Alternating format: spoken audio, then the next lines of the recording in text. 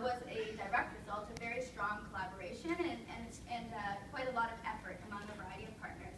A lot, again, who I see in the room today. And I personally, having been involved from the beginning, am very excited to see the brochure finally launched, and I can't wait for it to get out there in the community and into the hands of the newcomers who need it through their settlement workers programs. I'm going to talk just very briefly about the pilot project too that was run as part of the brochure development. So the Settlement Service Working Group decided that it was essential to have a pilot to sort of test launch the brochure prior to its official distribution, and to gather additional input from newcomer community members and service providers who would be using it. Funds were provided by Citizenship and Immigration Canada to print the first set of brochures for the pilot run. The group was also interested in determining whether there was a desire for a neighborhood map insert that would go along with the brochure. So this was something that was tested through the pilot. The brochure itself, as you'll see, or many of you will know, covers all of the Toronto South Local Immigration Partnership region, and in many ways, the City of Toronto as a whole, because a lot of the services are actually delivered across the city. But the group, the Settlement Services Working Group, wondered whether we could include a neighborhood-specific map that would be given in the specific areas and go along with the brochure. Fred Victor and the Canadian Centre for Victims of Torture agreed to lead the working group pilot, and St. Stephen's Community House actually led the map brochure insert pilot, which was held in the Bloor Junction area. And that was in June and July of last year. From the pilot, we conducted a survey with service providers and newcomers who used the brochure. And what we found was of the 244 surveys we received, 90% of the newcomers surveyed stated that they would have found the brochure helpful if they had received it upon arrival in Toronto.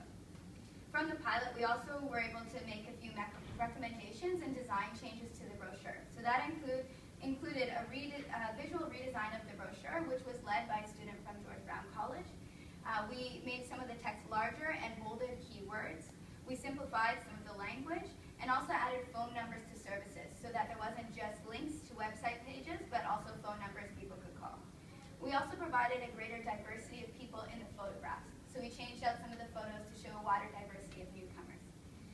Mulugeta is now going to speak. Oh, sorry. I'll just say that it was at that stage when we compared the results from the 244 people that it was determined that the map was not significantly helpful or more helpful than the rest of the brochure, and that the cost of creating small neighborhood maps for each neighborhood was not necessary and would not be helpful. Because we had piloted it in the Toronto West neighborhood, the Bloor West Junction area with Christie Ossington and Culture Link and the Eritrean Community Center, Four Villages Community Health Center, St. Stephen's, West Toronto Housing Health, Working Women Community Center, and YES. And we had a map that covered just that area of the city. But it was found not to be particularly needed, or so we've gone ahead with the brochure without the map, the model that we settled on after the pilot. Yeah, thank you for that. But thanks to everyone who did participate in the pilot.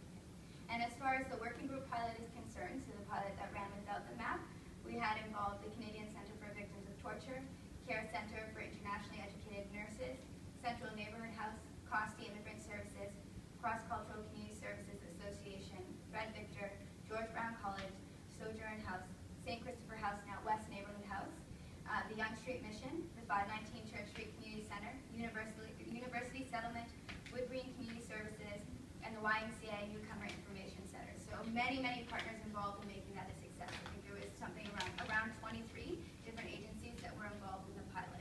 And so I hope that you find the brochure as well received among your clients and your staff and colleagues and within the community. I'm going to pass it over now to Mulugeta Bai.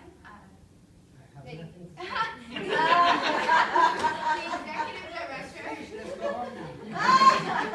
No, he's going to speak about some of the changes with the support from our community agencies. I think we should all be proud of. This is our collective effort. When we first started the survey, CCVT as one of the lead organizations, we were concerned about the response, whether we were going to get the response we needed or not. CCVT as an organization has done many different surveys and have never received overwhelming support like this survey.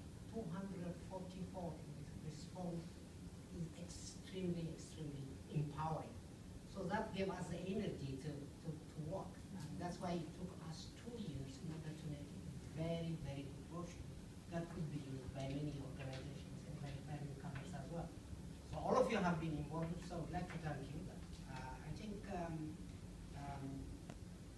also other groups that were involved. Really, for that matter, all non-profit organizations, the money that we get comes is already assigned in a box. You cannot take it out of that box and use it for any other purpose. So there was no money for this. After that effort, after many efforts, after your input, after the pilot with the service users, what next? How are we going to proceed? Fortunately, we had within ourselves a member of NACO from George Brown. I think her name was Jane Carter. She recommended a student who would help us design the brochure based on the feedback that we received from the pilot project. That was designed, and all the new ideas Nicole mentioned and Bill mentioned were incorporated into that brochure, and that's what you see. Now we have the blueprint. The next thing is, how can we make it, how can we distribute it to the people who need it? There was no money. Some of us volunteered to pay a little bit amount of money, but that was useless. Fortunately, CIC came up with a small amount of money, and we have this brochure. That brochure was very good. The next step is, how do we distribute it? Who is going to play a significant role?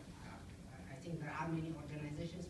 Victor, for example, is the organization that paid for the refreshments for this one. Otherwise, we would have gone without drinking water even. I mean, the city has the budget. The Young Street Mission also helped. They gave us their van to transport the materials into CCGT. There was also the printers themselves even were very cooperative, and they gave us a big discount. If you want, I think we need to support the businesses that really support us. They are run by newcomers, and it's called, if I can read the name, Victoria Copy and Printing. If you want brochures, letterheads, newsletters, they are extremely cheap. Really, and extremely professional as well. CCBT has shifted its journal printing, poster printing, from an organization that we have used for the last 35 years to this, because it was affordable. So that was very good for us. Stephen Murphy also gave us the funds for this for those drinks, and thank you. And this would have not been possible also without an air conditioning room that was facilitated by the Toronto Newcomer office. We are really very, very, very grateful. So some of you have volunteered to take some of the brochures. They are there at the back in envelopes. And if you need, if your name, the name of your organization is not there, and if you want us to mail it to you, or if you want to come and pick it up from CCBT, please register your names with Melee. And just want to say thank you. And let's keep up this work, this partnership. It's extremely crucial. For me, being at the lead has allowed me to meet a lot of people that I would have never met before. In the area that we are in, where CCBT is, I didn't know there were 56 organizations. That's small area. I'm not talking about the Toronto South Lake. So that has opened the door for us to partner with those organizations to avoid duplication of services, advocate for each other's behalf, to have cross referrals. So let's keep up the partnership that was started by this small project and move forward. And hopefully, we might convince our funders as well that there is strength in numbers. Thank you. Thank you, Nicole and Olga. So we've printed this year 30,000 copies, and we've divided them into lots for all of the members of the Toronto South Lip to take back and use in their organizations. And we will be also forwarding an electronic version, so that if people do run out, they can print their own, or if they want to use it just on the computer screen instead of as a paper copy, that will be distributed. The lip was actually finished at the end of the brochure was actually finished at the end of March, but we have waited a couple of months because we wanted to hold this launch this week, because it's part of the building momentum for the city's first ever Toronto Newcomer Day, which is a tremendous achievement, and we're really looking forward to the day on Friday.